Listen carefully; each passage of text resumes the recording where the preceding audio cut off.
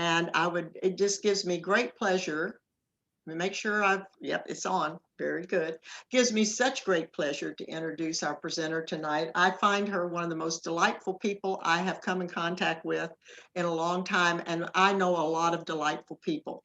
Most birders are in that category. So Julie, we're really happy to have you. She's a great storyteller.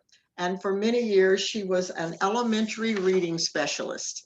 And anybody that opens the door to books for children is high on my list. I think that's wonderful. She learned to learn reading herself at a very early age. Her mother made up stories and rhymes. And I had that pleasure with my grandmother. And I too love books from a very early age. And she learned to love birds too at a very early age.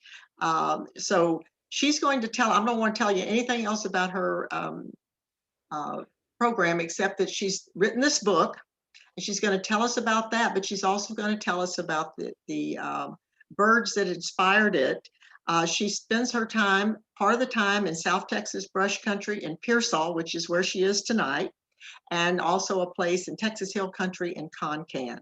She likes to photograph and watch the birds and write about birds and other things. So I'm going to turn it over. I'm going to stop my share right now and let Julie put her program up, and I will turn off my camera and turn it over to her.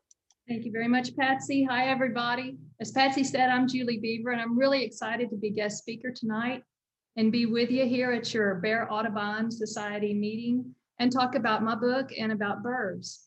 To start, I was going to tell you a little bit about myself, but I think Patsy hit pretty much everything, but let me tell you just a little bit more, I guess. I live on a ranch about 50 miles south of San Antonio, straight down I-35, about 4 miles south of Pearsall in Frio County in what's considered the South Texas brush country. I was an elementary school teacher here for most of my 21 years in education. And in my last few years, I was district dyslexia coordinator. So I did work a lot with students who had reading disabilities and just reading in general. I'm an outdoors person and nature lover. I've been on dinosaur digs, archaeological surveys, and I'm interested in all kinds of plants and animals, but especially birds. And the main reason I'm visiting with you is to talk about my new children's book, A House for Wren, but I also want to talk about birds. I'd like to begin by telling you how I got the idea of A House for Wren.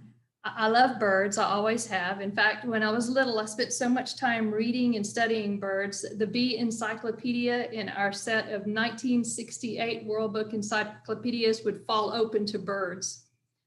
Birds have always been really special to me. And there's an area outside my yard here that has mesquite, Brazil, and other native trees and bushes in it. And a few years ago, I kind of made that area into what I call my bird sanctuary. I put up a bunch of bird feeders and bird houses, put in a couple of bird baths, and added some cement benches to sit on. And about 2 years ago, I was out in the yard and it was spring and the birds were singing, and I saw this one little wren flitting around here and there all around the sanctuary. And I thought to myself, that bird's looking for a place to build a nest. And then I thought that might make a good story. And then the title, A House for Wren, popped into my head. I looked around at all the other birds at the feeders and in the trees, the cardinals, the kiskadees, green jays. And I thought, well, these birds could be characters in the book. And that's pretty much how the idea for A House for Wren came to me. And here is the finished product. And in a little bit, I'll show you some of the inside pages, but I just wanted to show you the hardback book and the inner cover of it. It's been selling really well. I keep having to have my publisher send me more copies because I keep selling out. And I've actually sold over 350 autographed books myself, and that's been pretty much by word of mouth. In just a minute, I'll put up a slide with some ordering information in case anybody needs a copy or two. But I want to say right now, and Patsy already hit on it, that my program this evening is going to be twofold. I'm going to show you a few pictures of parts of my book, sketches from early on, and then I want to share some of the final colored page spreads with you. But first, I want to talk about birds and share with you some of the photos of birds that I have seen this past year in my bird sanctuary here near Pearsall, and also a few that I've seen at our place in Concan. You know, during this pandemic, I know we're all doing different things, or some things more intently, I guess. And with me, I find I'm spending more time out in my bird sanctuary than I ever have. Almost every morning, I head out with my binoculars and my camera and just go sit and watch. And I've noticed something really exciting. I've seen more different kinds of birds in my yard this past year, last spring up until now, than I ever have before. Some birds I've never even heard of. I don't know if it's because I'm spending more time outside looking at them, or if there truly are more birds moving through. But I pretty much can't wait to get out there each day and see what might show up. So I'm going to put my slides up, and first you'll see the book ordering information, and then I'll share some of the bird pictures with you. Let me get it going here.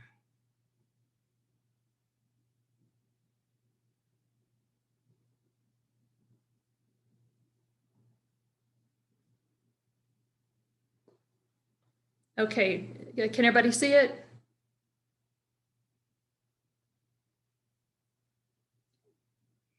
All right, A House for Wren is available in a number of stores, in addition to Amazon and barnesandnoble.com. It is now being sold at Wild Birds Unlimited on Huebner in San Antonio, a couple of shops in Concan, an outfitter store in Fredericksburg, and at the Gulf Coast Bird Observatory in Lake Jackson. And I was just talking or emailing back and forth with Kyle Odom earlier this afternoon, and he said that he was not going to be able to make the meeting this afternoon and to tell everybody hi.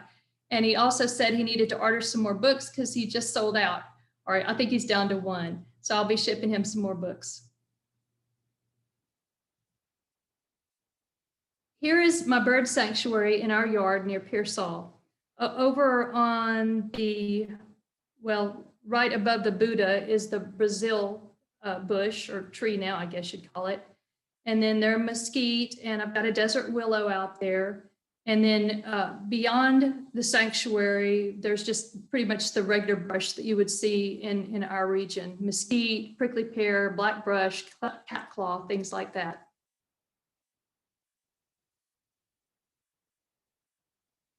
And I'd better go ahead and make my disclaimers now. I'm not a professional photographer, nor do I pretend to be one.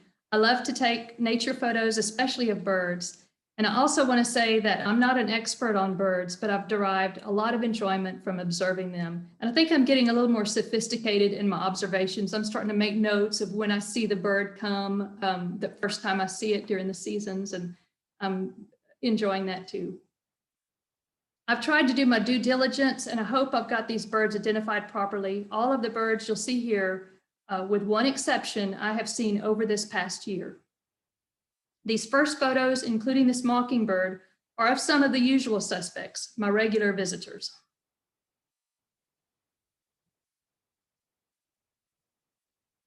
And both of these are male cardinals. The left is a juvenile, and then, of course, the right's the adult.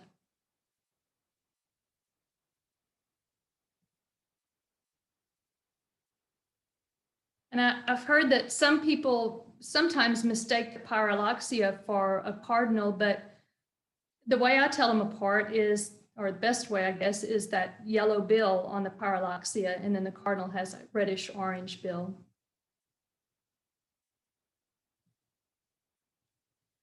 I used to hardly ever see green jays, but now they're here year round. The green jay, one of the main characters in my book, has become one of my favorite birds. They have a big, loud, colorful personality to go with their colorful plumage.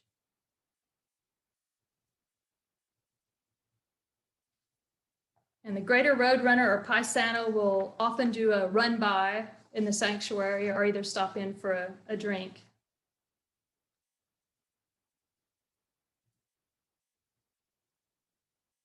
Right now, the scissortails seem to line the barbed wire fences in our area.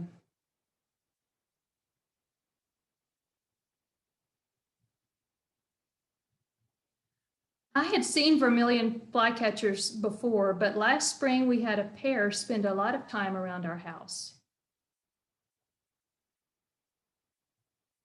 They even nested in one of our oaks.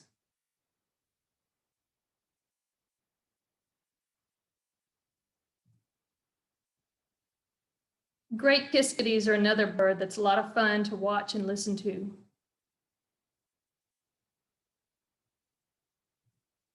Now, I've seen kiskadees through the years, but I had never seen this display of raised feathers on the head in person. I've seen it in books and on the computer, but I'd never seen one personally till this past year.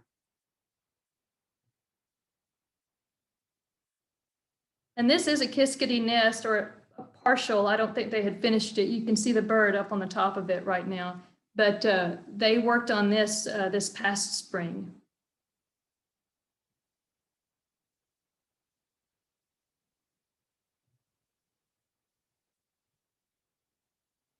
Enjoy the little Inca doves. And the white wings always show up to see how much sunflower I've put out. It's never seems to be enough for them.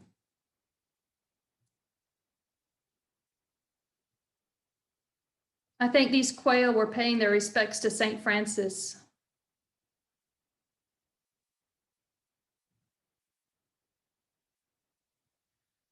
Lately, most mornings, I've been hearing the turkeys gobble recently.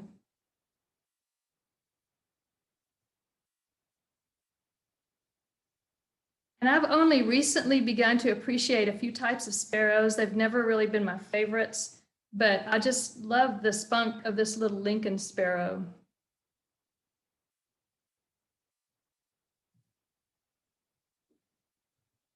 And in Pearsall, the hummingbirds I usually see are the ruby throat and the black chinned.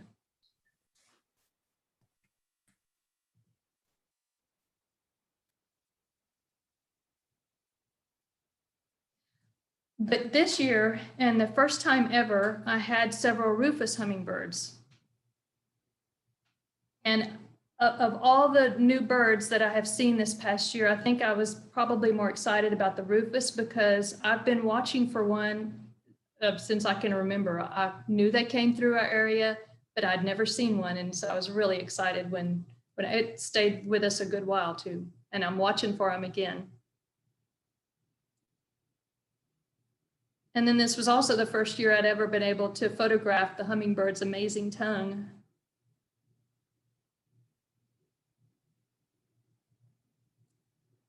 At the beginning of the slideshow, I mentioned that I had taken all the photos of birds over the past year with one exception. This is it. A few years ago, knowing my interest in birds, my cousin texted me that there was a hummingbird nest with eggs in it in his yard in town, and did I want to come get a picture of it? I grabbed my camera and ran out the door. I've seen my share of hummingbird nests, and the ones I've seen are always pretty high up in the tree, but not this one. This nest was built on a wind chime. Right against my cousin's house in their backyard, and they have children and dogs.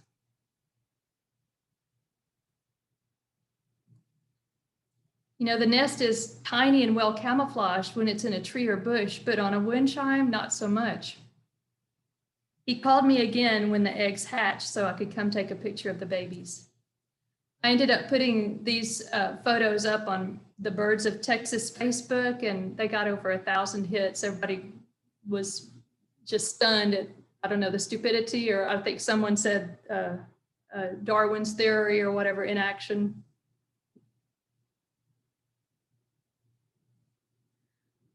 I took this photo of a male summer tanager, and then the next one is going to be the female last spring. But just in the last week, I've had a male, a female, and a juvenile male visit our yard.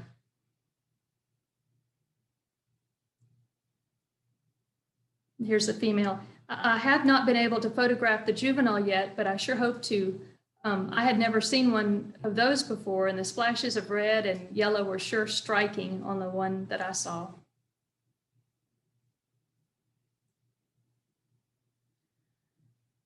I've always found the yellow-billed cuckoo to be kind of a sleek, secretive bird.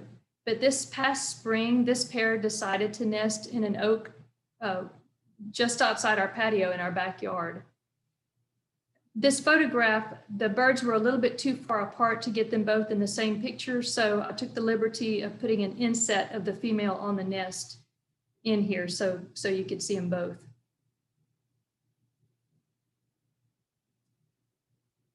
This is another one of my new favorite sparrows. I can't help but think of a referee every time I see them come into the sanctuary.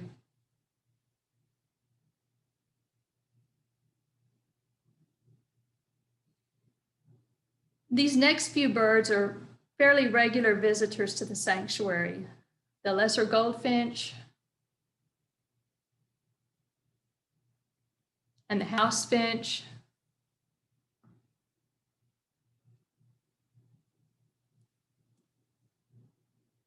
And I love watching the Buick's wrens as they flit around. And I'm quite sure it was a Buick's that was my inspiration for a house for Wren. But a Buick for a Wren would have been a whole different story. Last year, they picked the smallest, ugliest house in the sanctuary for their home.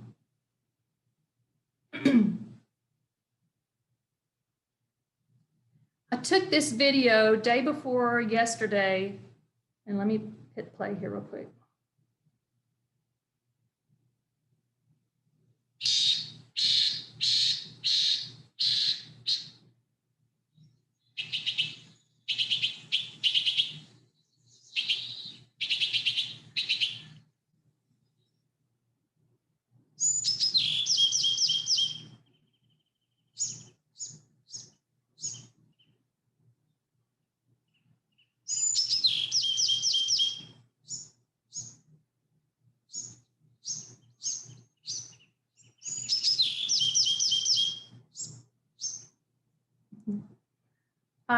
I think he's trying to sell her on the same house again this year.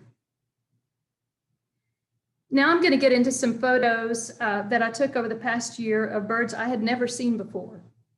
This eastern wood pewee was one that I had never even heard of before.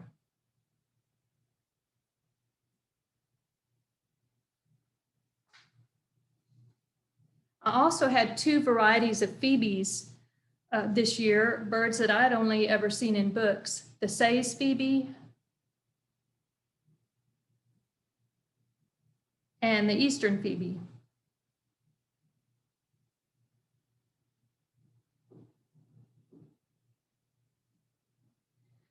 And this black and white warbler was a first ever sighting for me last spring. And then this past Monday, I saw another one, so my second ever.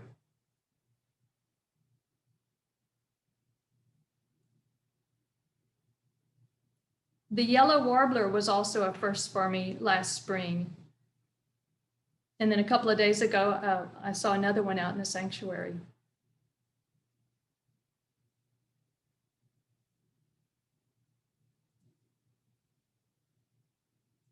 This little Wilson's warbler was also a first. This was a year for warblers for me.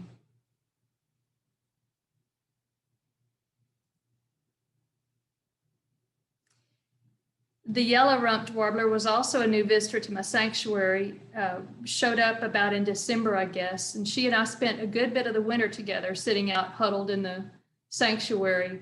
She really seemed to love that suet.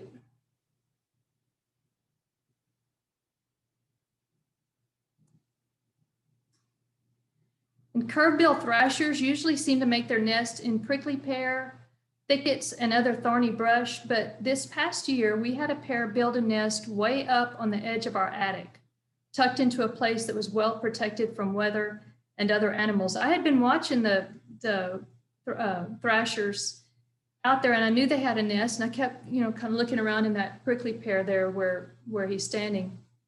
I saw him go up to that nest, otherwise I never would even have seen it.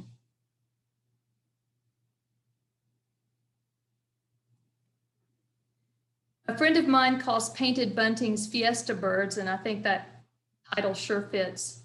Now, I've had a male and a female in the sanctuary this year since last week.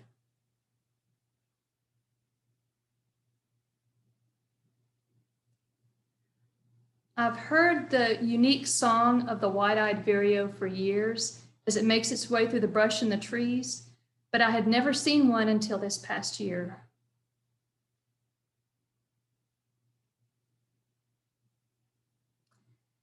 And this red-eyed vireo made a surprise appearance last year. I was pretty excited to get this one.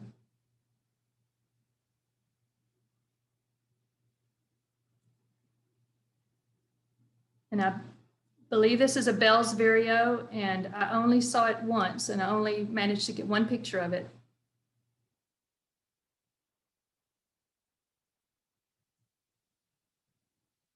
And then this blue-headed vireo was also a first. I didn't even realize what I had until I was reviewing my pictures later, and I thought, I don't know that bird, so I had to go to Merlin and discover what I had.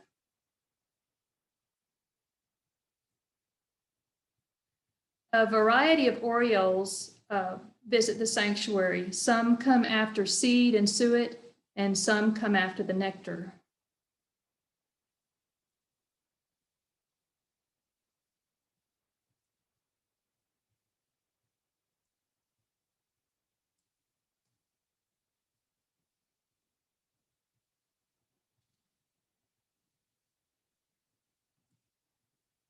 And I'm not sure which type of oriole built this nest, but I know it was an oriole's nest.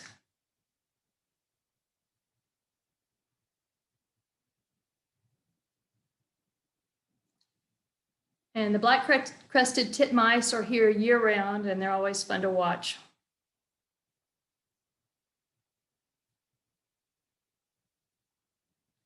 Every once in a while, I'll have a visitor other than birds, like this baby skunk.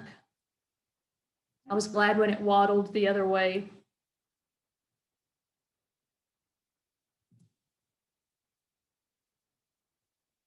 No comment on the squirrel.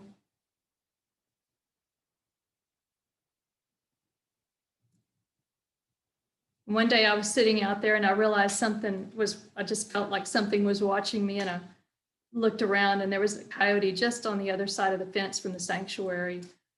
And I raised my camera real slowly, took its picture, and it watched me a little bit longer and then just kind of slinked off. Pretty close. And then for a number of years, we have a bobcat show up, and sometimes she'll raise a litter. Several litters have been raised right here in the backyard. Anyway, they make themselves at home.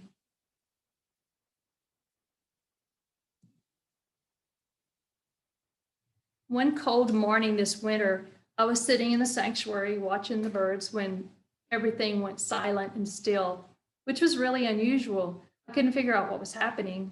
And then all of a sudden, this sharp-shinned hawk swooped in, tried to catch one of the green jays, but missed. It perched right outside the sanctuary for a good part of the morning, hunting. I never saw it catch anything, but it might have, I don't know. The brown-crested flycatcher is a frequent visitor of the sanctuary.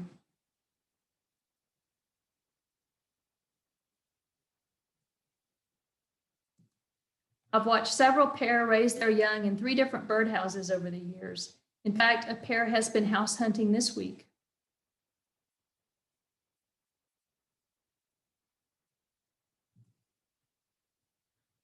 I was in my 20s when I first saw a blue-gray gnatcatcher. I had been out hiking in some brushy country when a flock of them descended into the black brush all around me. I later had to consult my Peterson field guide to figure out what they were. And I've seen a few in our yard through the years, but a whole lot more during this past year.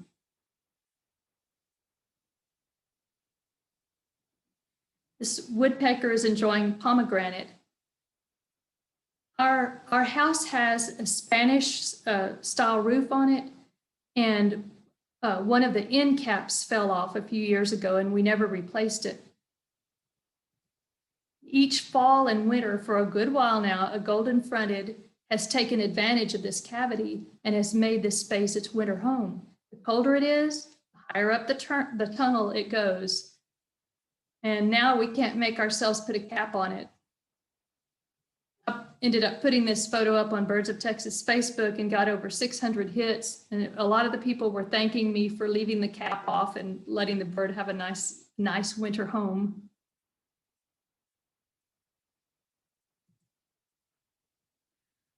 I had never even seen a verdin till this past year, even though I think they're in our area all year round. Now it seems I see them all the time. I believe I'm more conscious of the call they make, and now I start looking for them.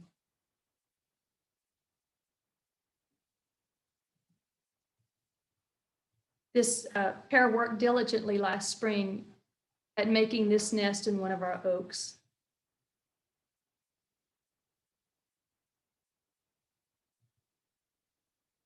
The kestrel has always been one of my favorite birds. Each October, I start watching the skies for the kestrel to arrive. We've had one that shows up the first week of October every year for many years. Don't know if it's the same one or descendants or how that works, but it's always just about the first week of October when it shows up. Our yard seems to be its home base. And I think this one enjoyed our palms that were killed by that Arctic blast a lot more than we do. Good camouflage for it. Another bird I watch for each year is the belted kingfisher.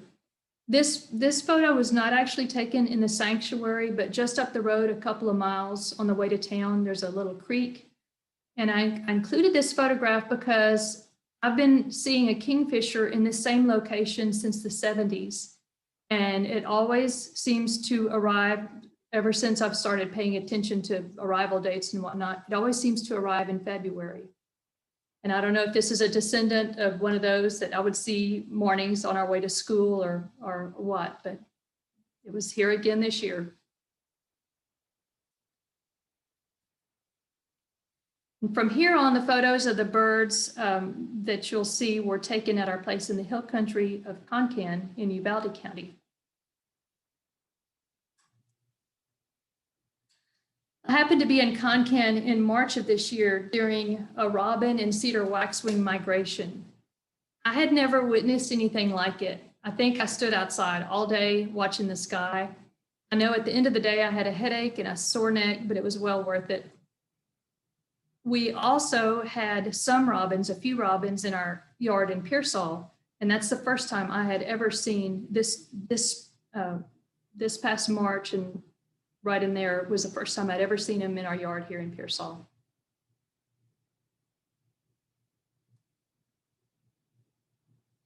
This picture was also taken in Concan in March, but for the first time ever this winter, I had cedar waxwings in my yard in Pearsall.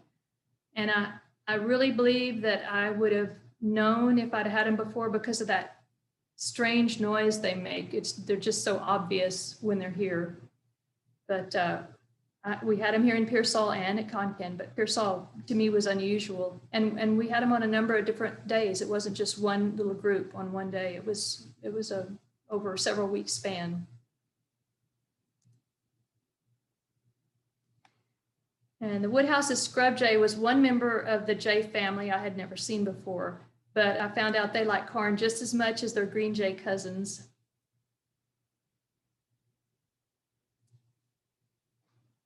I love the wrens. They aren't very colorful birds, but they sure make up for it with song.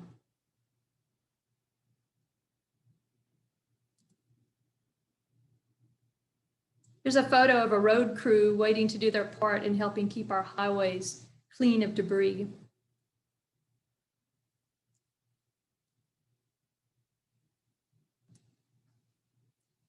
The hermit thrush makes an occasional appearance at the bird bath.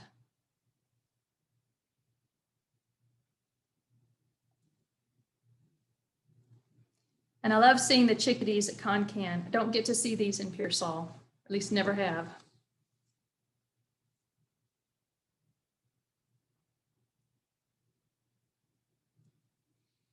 And I was thrilled to see this blue grosbeak at my feeder in Concan. I had only ever seen the grosbeaks in books. That was a real nice surprise. And this brings me to my book. Miss Green Jay is one of the main characters in A House for Wren, and I think this Green Jay likes the book. And I guess with a little corn and peanuts, you could get the jay to do just about anything. I told you earlier about how the idea for the book first came to me, watching that little wren flitting around looking for a place to build its nest. I kept thinking about that little bird in the days and weeks to follow, the beginnings of a story coming together. Every time I thought about it, I could just hear the first line of the story in my mind. One fine spring morning. I began writing the story down, making notes and doing research. When I finally had the story the way I wanted it, I got with a publisher. The publisher had a bunch of illustrators to choose from, and I had several try out by having them send me test sketches. One of the illustrators I wanted to try out for my book was Diana Ting Delash, an artist and illustrator from New York. She specializes in hand-painted watercolor with a little digital art.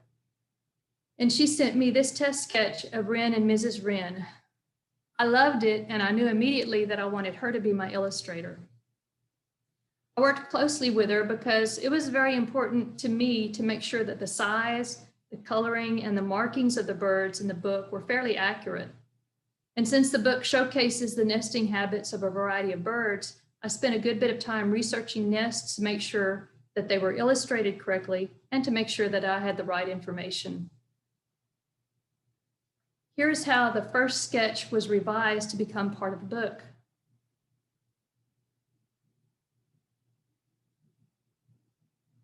And then this is how the final colored illustration looked.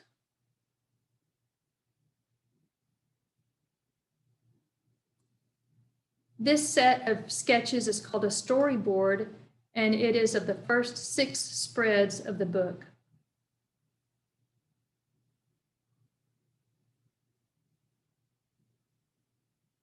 And this is how those spreads looked in color.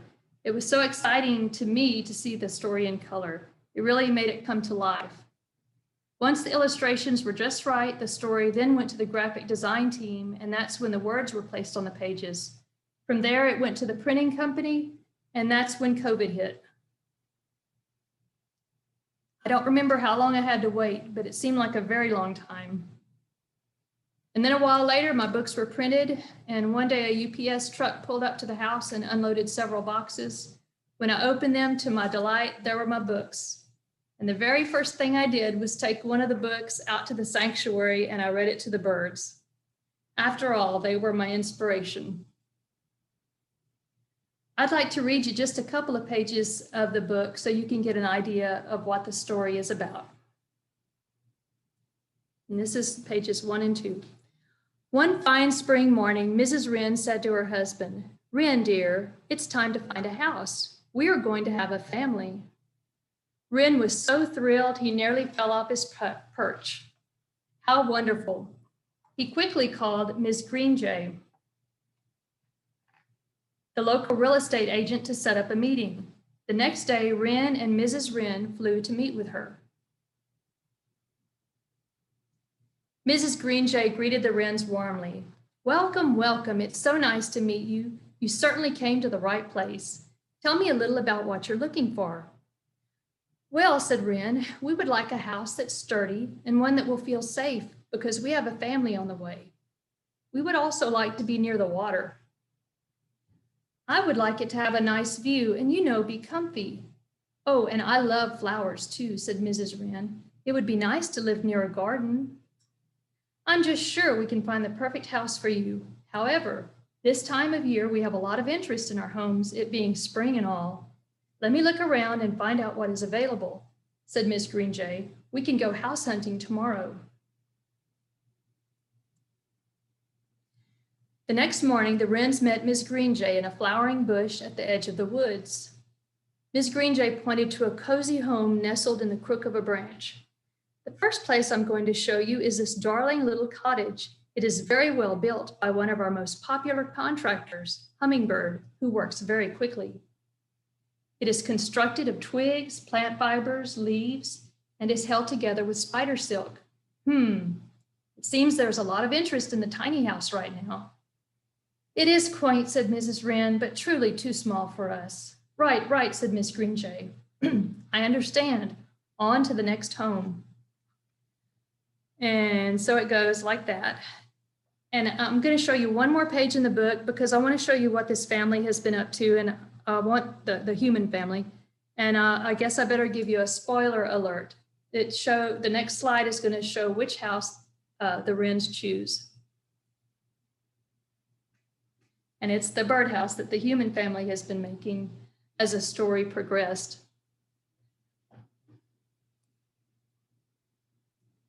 A grandmother wrote me and said that she had bought a house for Wren as a Christmas present for her granddaughter. She also gave her an unpainted birdhouse. And then she sent me a picture of the finished product and said that her granddaughter wanted to paint it so it looked just like Wren's house. I think she did a really good job.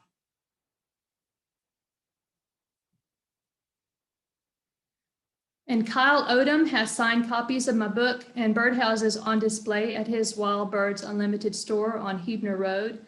Emailed back and forth with Kyle earlier, and he said to tell everybody hi. And he also said that he needed to order some more books. He was down to his last one. So I'll be sending him some more books. And thank you, Kyle.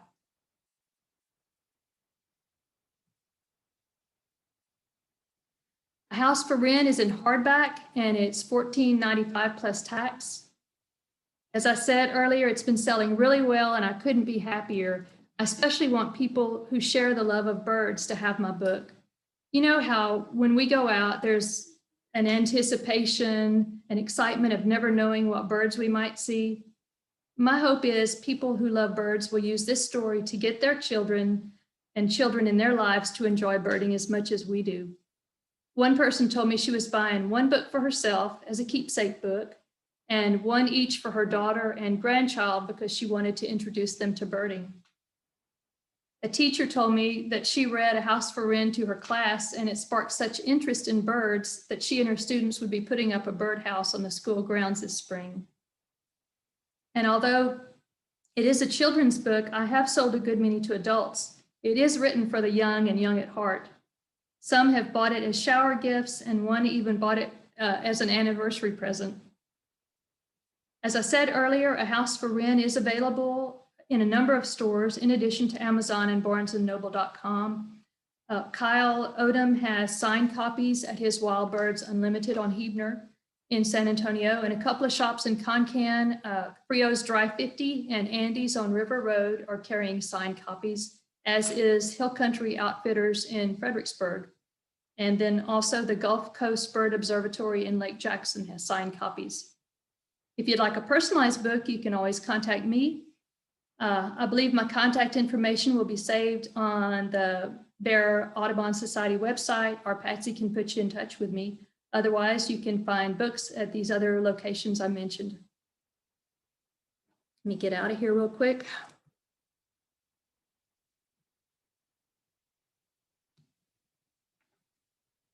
I want to thank you all so much for inviting me to be guest speaker today. I really enjoyed being with you all, and I hope you might have a chance to pick up a copy of A House for Wren. And I think Patsy or Becca may have questions for me. I don't know if anybody has questions from the chat, but I'll be glad to try to answer them. Well, I'm sitting here grinning like an idiot. I just love that the story. Awesome, Harold. Yeah. Syrup out of a Harold. It's just so sweet. We had a wonderful comment by Angel when you were talking about the hummingbird on the wind chime, which I find is just the most fantastic thing ever. She says she knows that Costa's hummingbirds out west often nest near raptor nests, and that helps decrease predation from smaller birds. I wonder if the hummingbird nesting near the house was operating under a similar principle. Maybe so, but where the dogs could have jumped up to it if they, I don't know how they survived, but they did. So. And they did fledge. They did, yes. That is amazing, amazing. I have a question. Yeah. What's your next book? Have you had an inspiration for that? I have a book in mind, and it is a bird book also. We'll just see how this one goes. I would love to see this one go into a second printing and then go from there.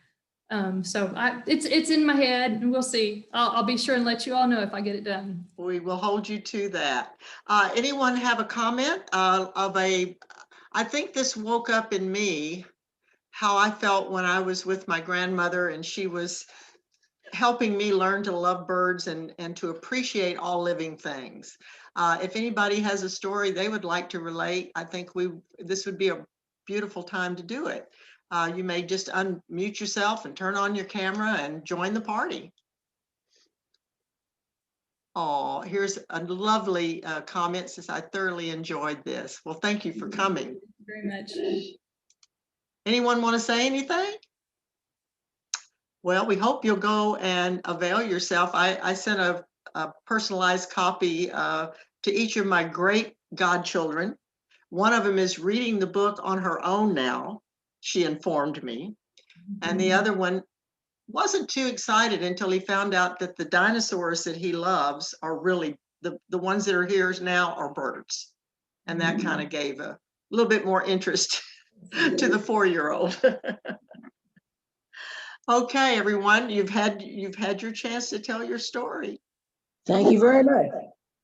Thank you. A beautiful photo of your birds, and the book looks great. Going to Wild Birds Unlimited. So, and please say, please do, because Kyle is so supportive of birds and birders. And oh, Angel's going to be teaching. She says, I can't wait to share your book with my students. Thank you, Angel. Me too. Yeah, and she's a good reader too. Thank you all, and thank you so much, Julie. Oh, somebody probably lost their connection. We've had a number of people that had to come back on here because it just went out. So thank you all for coming tonight. And Julie, please, when you come to San Antonio, let us know, and we can maybe go out to birding sometime when things get a little bit more normal. I definitely will. I would love it. And thank you all so much again for giving me the opportunity to be with you all this evening. Okay. Here's a question. Any idea when Wild Birds will have copies again? He said he had one left, and I'll get some more to him just as quickly as I can. Okay, and here's another one. It says all my great nephews and nieces are going to get one. Wonderful, wonderful, wonderful. Great. Sounds Okay, great. well, you might, the person that asked that question, you might call before you go down there and make sure they have them. I love the idea of gifting the book with a birdhouse. That was really good. That was really good, especially for a little older child that could read it themselves and so forth. Yeah. And this grandmother who did this, she was a kindergarten teacher, so she's thinking, you know, learning experience. So she gave the birdhouse also. Awesome. Well, my sister was a kindergarten teacher for 37 years and a reading specialist for many of them. Yeah, Tom goes, ah! She found that, you know, the stories about animals would get the attention of the kids a lot of times. But she's a master quilter, and she makes quilts with birds on them. So birds can pretty well just kind of worm their way into your life, no matter what your interests are. So thank you for sharing. And please write another book and come speak to us again, and come see us. We'd love to have company. And for I'm not sure who asked about if Kyle had any more books over there. If he's out, he will be getting some more soon. So keep checking back with him if he is out. Yeah, just give him a call. And what a wonderful display that was with all the little bird houses. It's so good. It's beautiful. Yeah. Yeah. So any more comments? Okay, well, we wish you all a very good night, and we hope we get some rain without too much thunder and hail and all that. We certainly need the water, and the birds do too. So everybody take care. And Julie, Thank we you. appreciate you So much. Good night, everyone. Thanks for coming. See you next time. Bye-bye. Bye-bye.